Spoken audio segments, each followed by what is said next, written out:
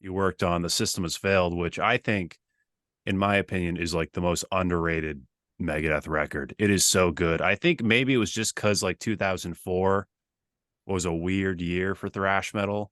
Right. Um, so how did you get recruited? What was that call like?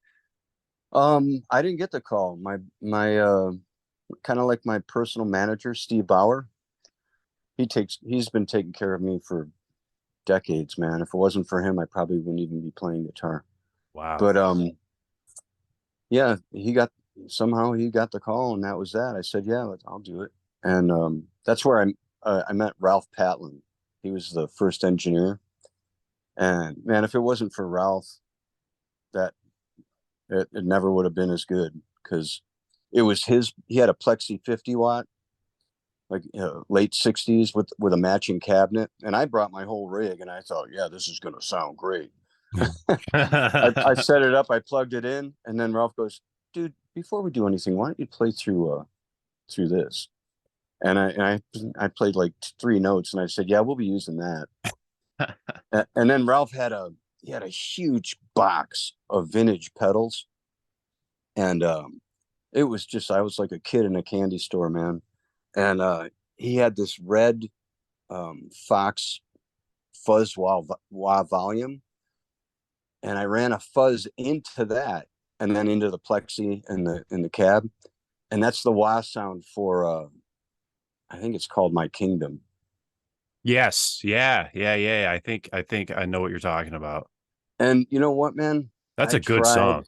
I tried to get that again, to get that sound again, and it had to be his pedal, man, because I even bought the same pedal, same color, and it just wasn't it.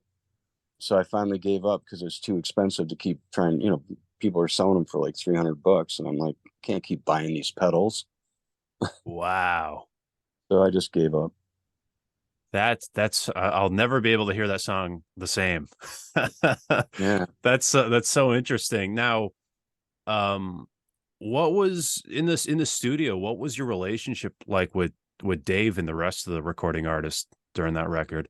Oh, it was just me, Patlin, Dave, and the producer, and it was great. I mean, it was fun, man. It was like I never left the band. Wow. It was like the same way we always worked in the studio. It's just like, if they liked it, great. If they didn't, they go do it again. Yeah.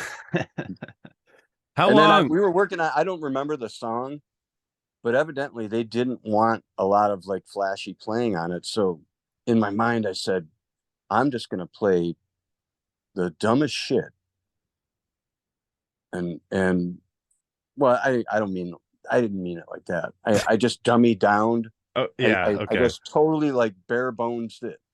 And the producer's like, yeah, that's it. That's all we want. You're done. It's like, Wow. yeah. So, but every other solo, they were like, go for it. But on that one song, they were like, but they could have just said, you know, what they wanted, but it took a while. And then I think even Ralph kind of whispered in my ear, like, dude, you better get it together, or they're going to send you home. Wow. Ralph was so funny, man. He's such a great engineer too, man. God, good producer. He's the first guy here I heard mix something in the box that sounded better than if you mix it on a big board. Damn. Yeah, he's got ears like a bat.